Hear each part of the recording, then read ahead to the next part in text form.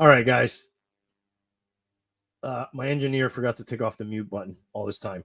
So we just saw Tua and the Dolphins lose this game, but the game is overshadowed by the concussion that Tua suffered late in the third quarter when the Dolphins were driving down 31-10. And what I was saying earlier before I realized I had the damn mute button on, I had a bunch of notes for the game, and I just everything went out the window when that happened, and then the game quickly digressed sort of to garbage time. The latest I heard before I went on the air here was he was in the locker room with family, his brother. He had full movement in all extremities. He was able to walk off after the play. Where oddly enough, who uh, the guy who hits him is Damar Hamlin, the guy who obviously we saw a couple years ago, not quite 2 years ago, but a couple seasons ago, go into cardiac arrest on the field. He's the guy involved in the play on Tua's injury. So right away, people are going to start asking. They're already asking, should this guy retire? A lot of people said he should have last time. I was one of those people.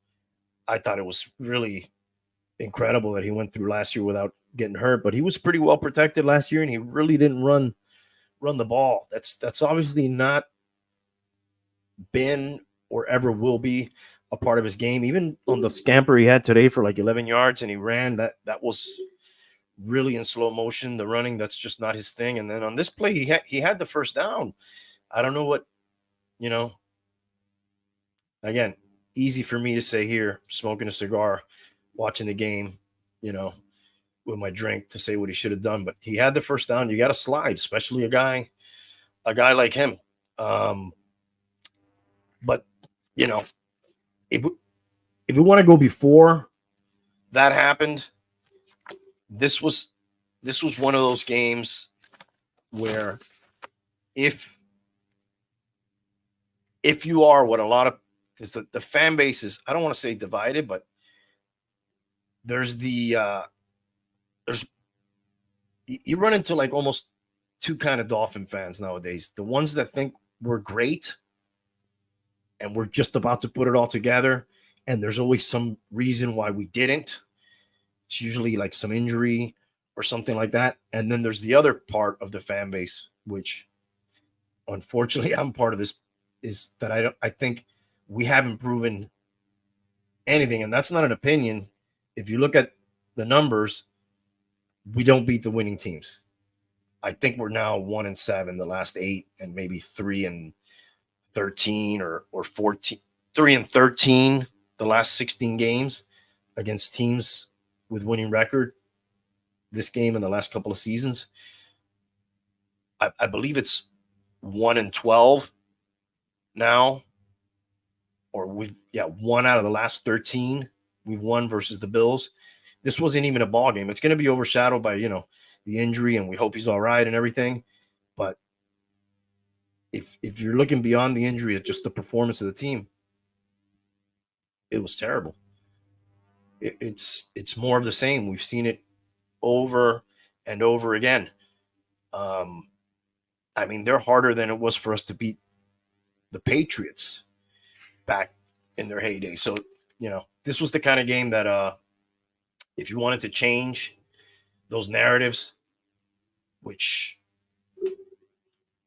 a lot of people, for whatever reason, in this fan base refuse to acknowledge those numbers, which are clear. They didn't do anything to change any of that. I mean, this was not even a ball game, and we're lucky we're not 0-2, really, if you look at it, because the Jags, they gave us that game with the fumble. Yeah, Holland made a great play, but they run that in. That game's over too. We're 0-2 with no quarterback. And I have to ask the couple questions. One, This is not second guessing. I first guessed it. I would have made him play out this year. Why? Because what you saw today was a real possibility, unfortunately. I'm not trying to be insensitive. I'm not trying to. But the fact of the matter is, he has an injury history. It even extends beyond concussions if you really look into it. And that's a major, major consideration when you hand out that type of contract, especially for a guy that you could have had him play under his contract. You could have even franchise tagged him next year if you wanted to. But Chris Greer has hitched his wagon here, and that wagon, it's not too steady right now. Amazon's got Josh Allen going to the podium. He seemed like he was in command the whole entire game. Dude, did Tyreek do anything today? Early on, I got to tell you, I liked that we were running the ball a lot. It almost seemed like we ran it to a fault. How many carries did we have in this game? 24, 25, 30, 34. 34 carries, well over 100 yards, 25 passes. Kind of uncharacteristic for them. A-Chain, big in the passing game. Jonas Smith got some good work, 6 for 53. A-Chain was 7 for 59. He only got 7 catches for 65 yards out of Waddle and Hill combined. Those were sort of playing that deep two safeties, and they were just trying to hit it underneath and get what they can. A lot of short passes, a lot of behind the line or at the line of scrimmage passes to see if anybody could do anything. Not a lot of those went for a lot of yards. And James Cook was cooking us, dude. Literally, 3 touchdowns, 2 on the ground, 1 on the air, and they didn't really have an answer for him. What did he do? Let's see. Even Josh Allen didn't really. He had 139 yards through the air, 1 touchdown. Cook had 11 carries, 78 yards, 2 touchdowns, and his 1 touchdown catch was his lone reception on the day. And then, they kind of spread it around a little bit to Shakir, Kincaid. We usually can't cover that guy. And surprisingly, Hollins didn't do anything. Usually those ex-Dolphin guys, when they play against us, usually punish us. So do we call somebody? Who do you call? Do you still have Ryan Tannehill's number? How do you feel about that? Is that crazy? He said he's waiting for a perfect opportunity. And the perfect opportunity, I think, was some of his requirements were a good offensive line, a playoff contender, and I think the right amount of money. I don't know if we have all those things. We might be able to get him some of those things. I'm not sure the cap implications and the money we could. Maybe they can figure something out if they really wanted to get him. Who else is out there if you're going to get somebody?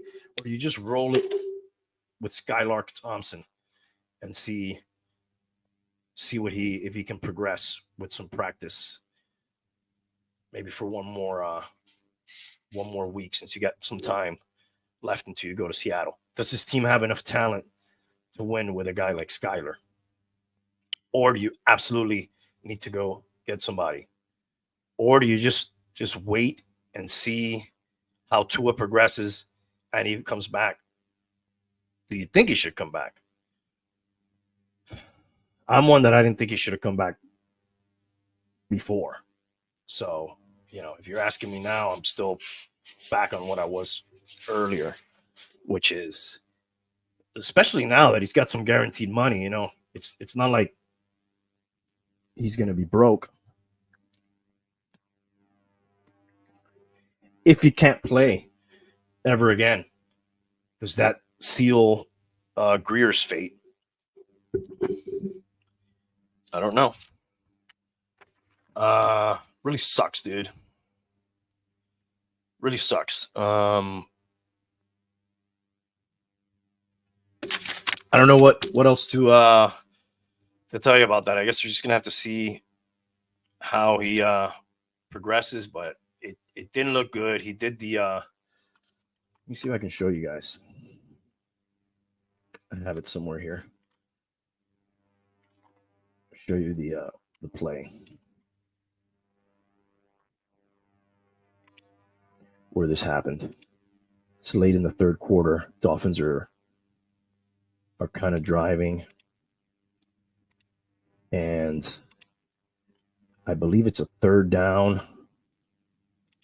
I'm not sure if it was fourth down, but it was definitely at least third down. And he tucks it away.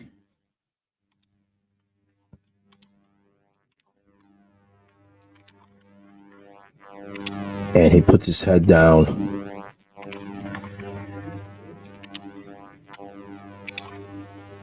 And let's see, do I have it up there? Okay. And then this happens. Down by 21 points, 4th and 4. Pressure. Tua steps up. He's going to run for the first down. He takes a shot. Notice the head bouncing off the turf, which is what got him, and then the hand, which they call that fencing response. Obviously not anywhere near as bad as what he experienced versus the Bengals, but you could tell right away it was bad with Daniel Mullett. And meanwhile, they look at Tua. Everybody's concerned, obviously. Taking a knee at the moment, back at the 15-yard line as they attend to him. Here it is again. Shot from Hamlin right there. Down he goes. Check him out. Back after this. Yeah, I don't know. His family's got to be telling him, hey, you know, maybe this is a wrap. You know, this is not worth, you know, a football career is just a small part of your life. You know, what's it going to look like 20 years, 30 years, 40 years from now? You know, he's a young man. As far as the game, I don't know. I read this game was not really competitive, man. Before the injury, Tua was not having a good game. Anyways, he had 3 picks. One bounced off one of his receiver's shoulder. One looked like a miscommunication. One was on a drop back while Armstead was out of the game, and I don't know if he was trying to throw the ball away and didn't quite make it, but it was just a lofted pass that didn't have enough on it to get out of bounds or where it was going, and it was just easily picked off for a pick 6. 17 for 25, 145 yards, 1 touchdown, 3 picks on the day.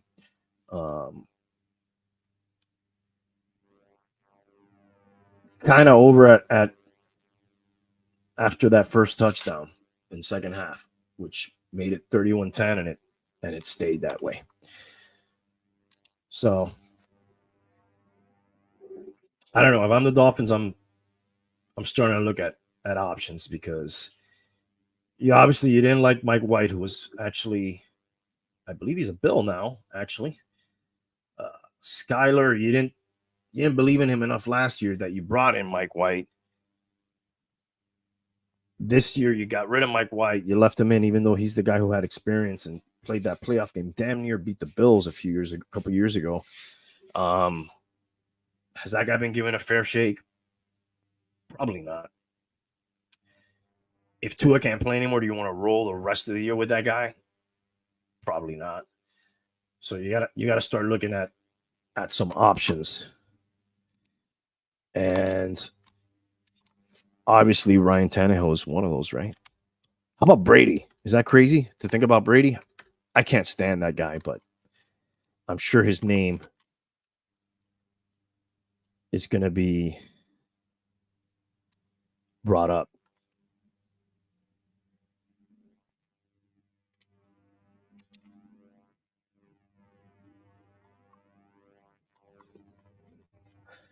I'm just looking to see what the rumor mill says here.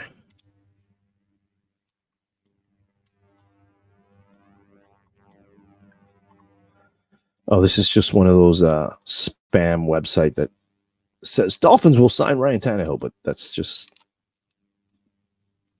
crap. But they should look at him. All right, Dolphins fall 31-10. Tua's hurt, didn't look good. We've been through this movie before. Let's see how this version of it plays out. Last time when I did my journal on week 2, I talked a little bit about Tyreek, so I guess I should do that before I go again. At that point, I hadn't seen the body cam footage, and I just want to say, that cop, he was like on too much cafecito or something. Yes, Tyreek should have rolled his window down and maybe been more cooperative, but also that guy was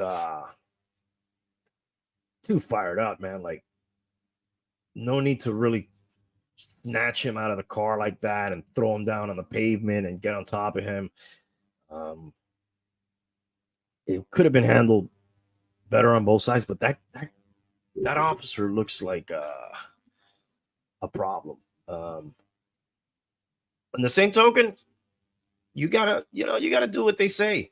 If they say lower the window, lower the window. If they say give me your ID, give me your ID. If they say step out of the car, step out of the car. I mean, if you do what they say, you're probably gonna be okay. And then then you have other recourses, but those things could go haywire real quick if you're not, especially that guy. He just looked like he was out to, I mean, he went from 0 to 60, like, lower your window. If you don't lower your window, get out of the car. Get out of the car. As a matter of fact, I'm going to get you out of the car. And it was just one after the other. So after seeing the body cam footage, I still think, dude, you could have handled it better, Tyreek. The officer could have handled it way better as well. Some of the other officers that I saw looked like they were handling a little bit better. This guy was like a 27-year vet, so I don't know if he's got seniority on them, and maybe some of those guys are, don't want to step on any toes. Apparently that guy had been in a coma a few years ago and is like a DJ on his time off, and you never know what other kind of things are going on, but it was unfortunate. That's already old news, but I just wanted to touch on it since I did speak on it last journal after the Jag game, and I hadn't seen the body cam footage. All right, guys, there's not much to say. This is a terrible loss for the Dolphins. Hope Tua's all right.